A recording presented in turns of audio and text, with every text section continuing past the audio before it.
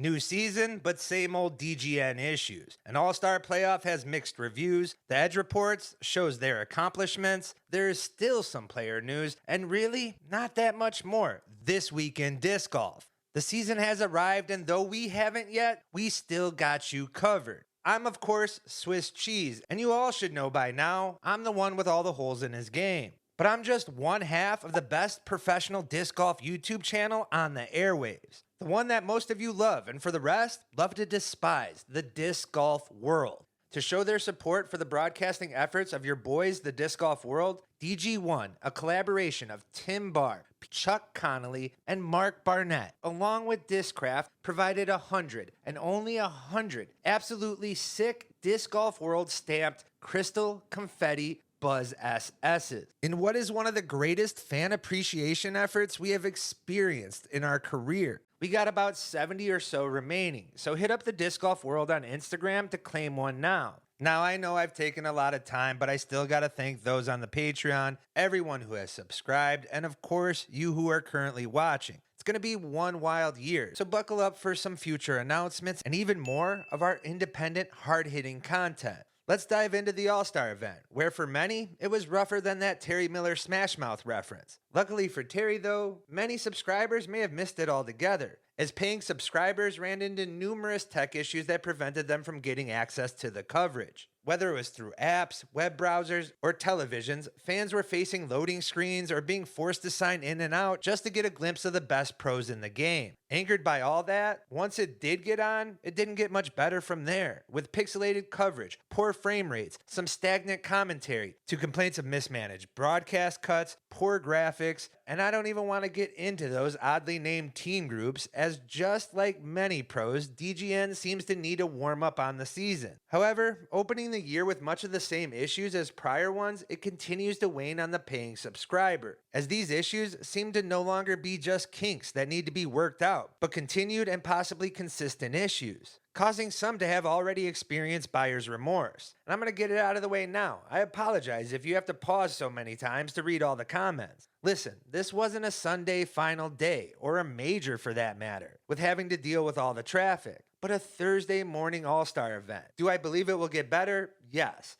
At least I hope so, because it was tough on my end also. Through all that, the event was better than all the other past All-Star events, even with the poor execution of splitting groups and coverage for that matter. Now I agree with showcasing more athletes along with player paydays that comes with it. But if your intentions are to run a single day event, it needed to be cut down in size or holes played. And why? Just why are we having a playoff for an all-star event a day before the kickoff to the season? Even with that 3-team playoff, it didn't bring that much excitement, despite all the let's go G-hollers, rollaways, and missed winning putts. Gannon Burr and Rebecca Cox, the eventual winners, chased to push a playoff after a double bogey on 16, provided far more excitement, going birdie and eagle on 18 to deliver. But a 4-hole playoff just wasn't it. And here we are. This entire offseason, the community has been begging for a team event, for more rooted interest, and it was delivered with this exhibition event that had the freedom to experiment or change the coverage, to tell a story and get inside the huddle, so to speak. And not only was it not that, but it fell flat for many also. I'm not sure if it was the forced team dynamic, it being a single event, or just the fact that it was mixed doubles. But with a lack of team engagement on the course, even worse storytelling with the same broadcast style, it's difficult to get behind. Something that I hope the dgpt can change quickly, because with their scheduled match play later in the year, I'm hoping for better results. But one thing is known for sure, the Olympus course certainly shined as it's becoming one of the best courses on tour. And don't take my word for it, major winner Andrew Presnell joined the debate. The team there needs the credit, even Nate Heinhold. You see guys, I can be positive to Nate also. And with even more investments towards the course, some added seasoning, and tweaks, this course will only get better. There was the enigma that was Haley King, who some were hoping to get an idea of a possible sponsorship announcement, but that certainly doesn't seem to be getting any closer.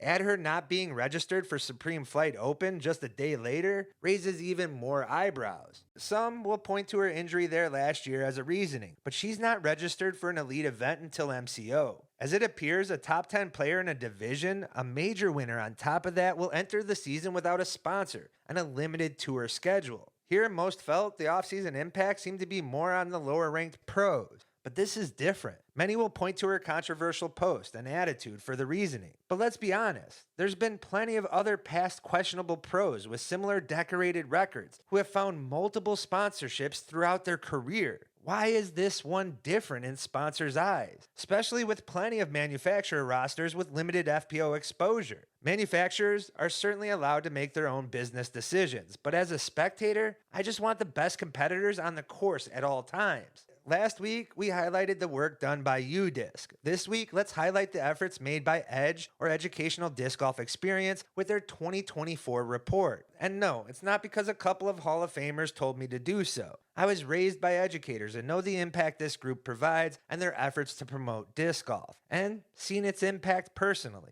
Edge is a charitable organization that gives 100% of their contributions to youth and educational programs, has been providing standard-based disc golf to educators and youth leaders for over 20 years now. Last year alone, introduced disc golf to over 55,000 kids, while putting 7,000 plus lightweight discs into their hands also. That's a lot of baby destroyers, guys. Both those numbers were increases over their stellar last year, while also accomplishing building their 300th permanent campus course just last year, a feat that will certainly impact the sport for years to come. Yet, their tireless work is never done, and they're always looking for support. Let's move to some other player moves and some quick hitters also. Jake Wolf, Disc Golf Dos Equis commercial or most interesting man, retires from the tour. His approach and unwavering style, despite critics in his comment section and even injury risk, is not only as astonishing as his technique, but will also be sorely missed on tour. Not too sure if we can classify Brody as retired yet, but he no longer calls himself a professional disc golfer, correcting Silas of Foundation when he made the claim in a recent video, setting the Reddit comments aflame. Brody at the moment is registered for only 3 dgpt events, the Texas Swing and MCO. Which, don't get me wrong, he made abundantly clear this offseason he would be limiting his tour. Yet that statement made in the video still shook fans to the core. Castaplast finally got around to acknowledging Stacey Ronsley stepping away from the tour, despite months of us knowing about it. Sayananda made an announcement herself, signing with a collective team, with sponsors in Scorpion Disc Golf Law, and Ulibarri Leadership Institute. Another Disc Golf Expo hits Texas this weekend, with a promising outlook to be even bigger than that one in Massachusetts, featuring as many vendors, some of the best disc golf content creators, and even more disc exclusives. Kenny is really building on this formula here, with plenty of community or future locations still yet to take advantage. I just can't wait for the pro cosplay. Ace Run and Go Throw team up for future Go Throw events, as they will be providing chase coverage at those stops, as the Go Throw Tour continues to be laying a solid foundation for future expansion and growth here. And I'm not sure about you guys, but the noggins play. Some disc golfers share their sport throwbacks as Gavin Babcock, Ella Hansen, and Katrina Allen got into the action. Ricky hits a hockey game while Bradley Williams hits some targets. And Calvin Heimberg really likes rocks. Like really, really likes rocks. And guys, that wraps up this week in disc golf. If you've enjoyed and not subscribed, make sure to do so. And if you haven't already, hit that like button, comment, and share.